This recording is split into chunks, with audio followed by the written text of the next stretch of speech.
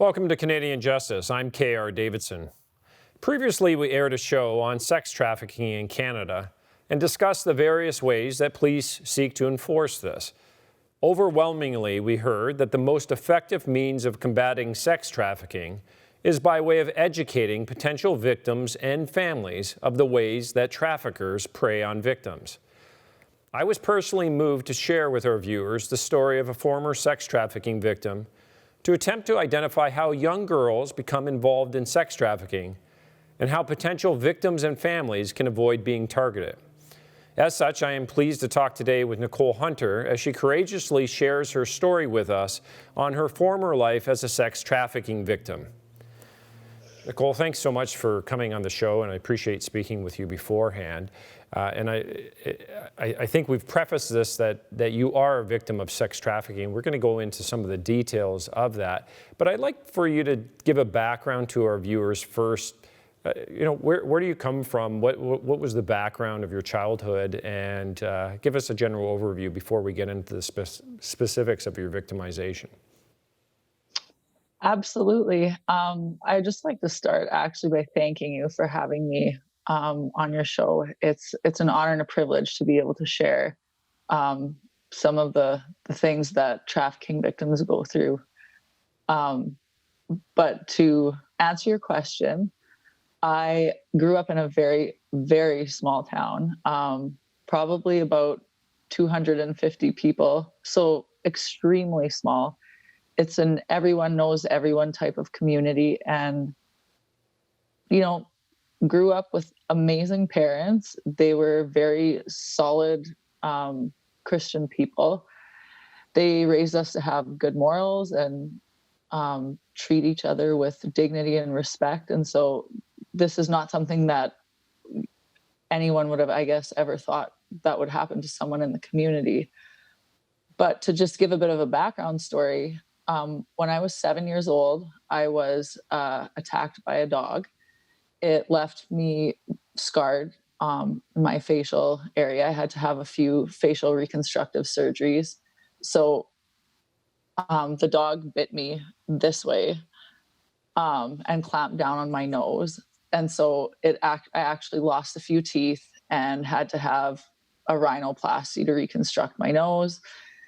And so it just kind of left me feeling very self-conscious about how I looked. And it was probably over the course of the next 10 to 15 years that I had to have these surgeries done, just kind of piece everything back together. So you can imagine the number that would do on a young girl's self-esteem.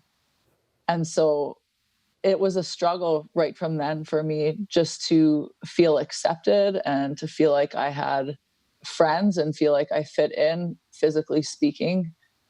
So there was a lot of trauma that came from that. There was some minor PTSD issues like night terrors, and I was afraid of dogs for a while. Obviously, I'm not anymore, but it was definitely a traumatic experience that kind of already set the tone for a lower self-esteem in myself. And so what happened in your teenage years that was a prelude to you getting involved in some more serious activities? So as I grew up, obviously these were ongoing struggles, but particularly when I was about 18 or 19, so obviously older than the common age that is usually targeted in the trafficking industry, which is 12 to 14 years old. I experienced, I guess, a disconnect from my more solid, positive, influential friends. I went through a phase where I didn't feel like they understood what I was going through. And so I kind of gravitated towards the party crowd. Mm-hmm. And I guess with my background being, raised with very strong morals, it's probably important for me to mention that I was still a virgin at the age of 19. And it was because I had decided that I wanted to kind of save that for marriage. And so I took my purity very seriously. I had never really been involved in a physical relationship with a boy. up until I started partying. And then, we're gonna have to go to a commercial break, and I know what's coming okay. next. So we're just gonna ask that you stay with us. We're gonna be back right after these messages to hear about Nicole's story.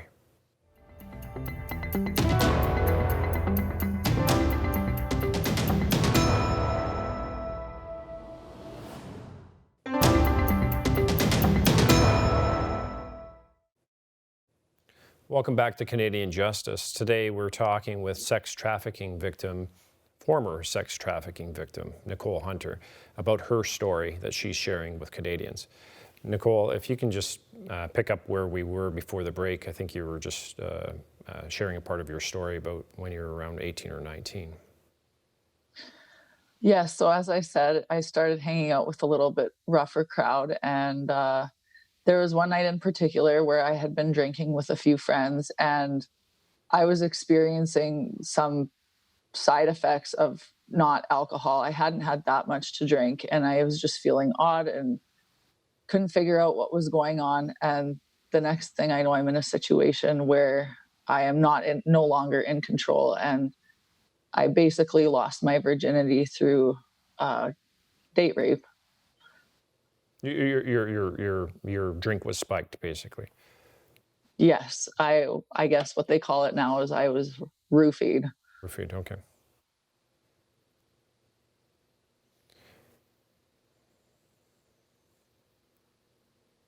I know that this story is challenging with you, so I want you to take your time on what it is. But I'm going to help you as I can.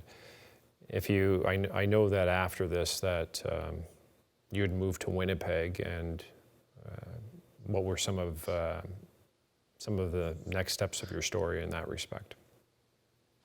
So after I moved to Winnipeg, I had gone there to enroll in a trade school because I wanted a career, and still kind of couldn't get out of the partying phase. In fact, after that whole experience, I kind of got into a long string of bad relationships with men because I had lost all my value and self-worth, and kind of threw caution to the wind and would just basically date anyone that wanted to date me, and wouldn't suggest it. It's really not a good idea. But Sure. As I was going to school, there was another incident. There was a night where a bunch of myself and my girlfriends had gone out to a club in Winnipeg, and I was driving, so I was not drinking that night. And we actually encountered a group of professional hockey players in this bar, and we hung around with them, and they invited us to have a few drinks with them. And I had one drink with the group, and I should have clued in sooner what was happening, but they invited us to come and party at their house, and the girls I was with wanted to go, so we ended up going there. And by the time I got to the house, I wasn't feeling well, and I should have recognized the symptoms of what was happening to me, but I didn't. And to make a long story short, I ended up isolated in a room because I was not feeling well, and it's basically like deja vu. One of the professional hockey players came into the room, and it's like, the only way I can explain it is almost like you're having an out of body experience, because you understand what's happening to you, but you can't communicate, you can't move, and it just feels like sleep paralysis almost. You're trapped in a situation you can't get out of. So it was just another traumatic experience that just kind of, it was almost like putting a nail in the coffin of, my dignity, my self-respect, my already damaged relationship with men. And yeah, it wasn't good. It's my understanding that you had a friend in Winnipeg, and that shortly thereafter you were introduced to certain other activities that you wouldn't normally be accustomed to. Can you share that with our audience? So there was a girl that I had met at school who was outside this previous friend group. I had a hard time keeping friends because of my emotional instability, so I kind of just flit around from one friend to the other. And this girl was very kind to me. She was very accepting, but also a lot wilder than even I was used to. And there was a particular night where she wanted to go to the strip club for her birthday, and it wasn't a situation that I would have put myself in with anybody else. But because she was my only friend at the time, and I wanted to maintain my friendship, I kind of just agreed to go, even though it wasn't something that I would normally partake in. Um, but we went. Obviously, we had drinks because that was a huge part of my life at that time. And we started talking to the dancers, and they seemed like really nice girls.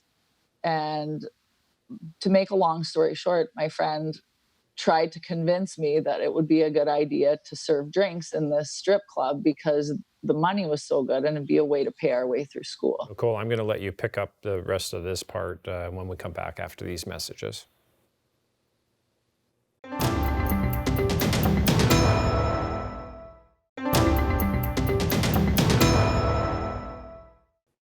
Welcome back to Canadian Justice. I'm here with Nicole Hunter, a former sex trafficking victim. She's telling us her story.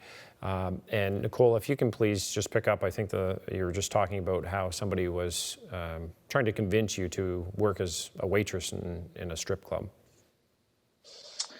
Yeah, so I'm going to try and compress a very long story into a very short amount of time. But basically, we started working there together, serving drinks. And it was never really a thought in my mind that I would ever want to start dancing. But there was a gentleman that came in one day, and he was just classic, very gentlemanly, very respectful, but also like very interested in me. And after my string of bad relationships, he just seemed like, he'd be a good guy to go on a few dates with. And so we exchanged numbers, and I went out on a few dates, and he was very doting in the beginning. Like, he bought me gifts, and we went out for nice dinners, and he was very, forward with compliments and just making me feel really good about myself. And then about a month into our relationship, things just started getting really like verbally and emotionally abusive. And he didn't just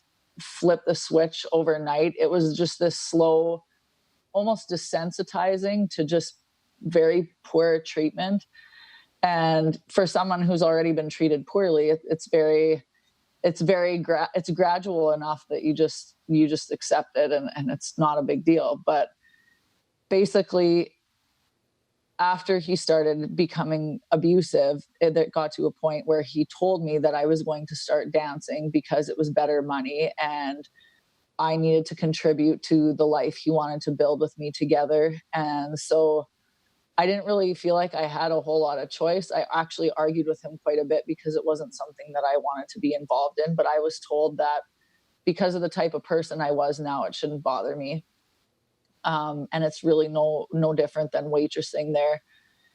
And then as I guess, started dancing for a while, the abuse obviously got worse and consistently just more, I guess, kept upping the ante with how bad things got.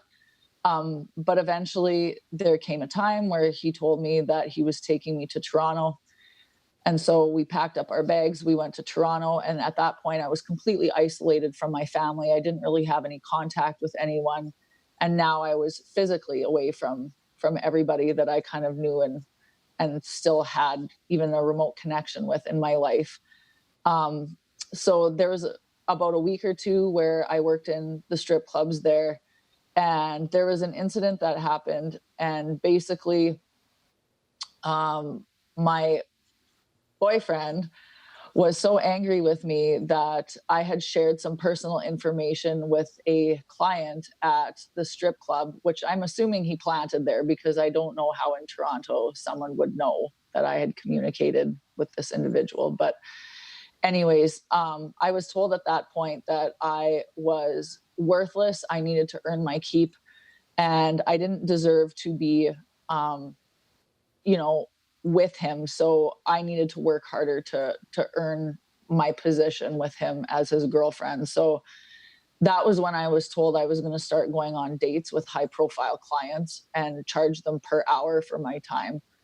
And there was a point where our relationship obviously became physically violent as well. And that is when I was kind of pushed over the edge and ended up finally contacting my mother.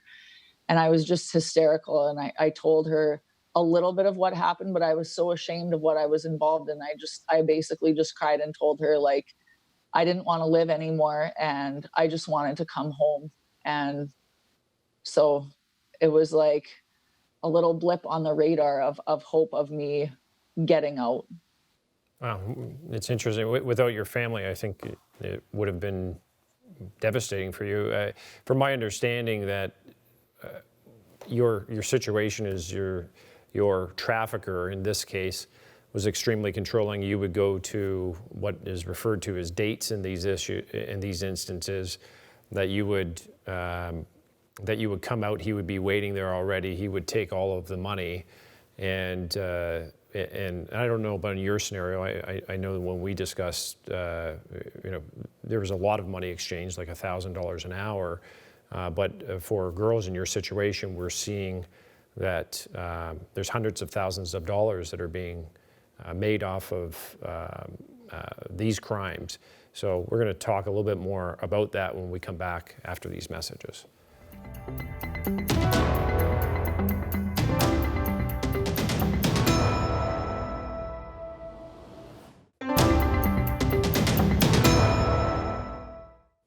Welcome back to Canadian Justice. I'm here with Nicole Hunter, a former sex trafficking victim who's shared her story with us. And Nicole, I know that you've just talked about how you were able to contact your family so that you would be free from this particular situation that you were entrapped in. It's my understanding that there was still some back and forth, that you had actually tried to escape being tracked by your trafficker in Manitoba and went back to Ontario. And there's a bit more of the story I know that you're engaged in. I'd love to share with our viewers, but we're a little short on time. But one of the things that I would ask is, what would you say to other people that are in your situation about how they might avoid being a victim like you were, what advice would you give to their families? Well, I personally believe that, building into our next generation is really important. And as far as sex trafficking goes, like, education and proper information is super important, because there is a lot of misinformation floating around right now. And I think it lulls people into this false sense of, well, that would never happen to me. But the problem is, it does happen. It happens every day. And it probably has happened to somebody you know or close to where you are. So I guess my advice would be careful when it comes to men. And, I love men now. I mean, I've obviously gotten married and had children. You have children now. You have how many children do you have now? I actually have 4 children now. Great. That's a great news story. Yes. And I have a newfound love and respect for men. I have met many men since coming out of trafficking that are very honorable, respecting men that genuinely have tenderness towards women and treat them with dignity and proper respect. And so there are good men out there. I married one, so I know they exist. But don't believe the lies and the snaky sliminess that some of these men come at you with, because you really need to know your value and your worth. And just knowing your story a bit, I think, and the one caution is with respect to people that prey on women. But in your case, and I know I'm hearing from other cases, often women are used to lure other women into trafficking. Yeah, the best thing that I can put forth out there is to really educate yourself in regards to human trafficking, and be cautious now that the internet and technology, which I mean are wonderful things, because I'm halfway across the country now and we're able to do the show, but it's also has a very dark side. And, as far as, I mean, I won't even get into it, but the pornography addiction and everything that there's a lot of people suffering now, we have to be really careful with who we're engaging with, because it's very easy for us to connect with people we've never seen before. And, that's kind of how it happens now. I mean, I was trafficked about 10 years ago, and so there was less of that going on, but now it seems like it's becoming easier for men to kind of get into this position where they have influence on these young women. Nicole, I want to thank you so much for sharing this. It's great to have a good news outcome, which is where you're at now. I know that's not the case for all sex trafficking victims, but thank you so much for coming on the show. We so appreciate what you were able to share with our viewers. Today we heard Nicole's story of how she was one of the select few that was able to escape a life of bondage as a victim of sex trafficking. Nicole's upbringing and background is that of an average Canadian. And if you're like me, I ask myself the question, how do I avoid my daughter from falling prey to the likes of predators like Nicole described? In this, I look at how much time I'm able to spend with my children. How can I continue to show them their inherent value and how much they're loved? David Steers stated, family means no one's left behind or forgotten. How can you highlight this issue to young girls that might be potential victims of sex trafficking? More importantly, how can you invest into their lives to know that they do not need to seek this attention elsewhere? On this note, you be the judge. I'm K.R. Davidson. This is Canadian Justice. Until next time, keep examining and know that you are part of the solution.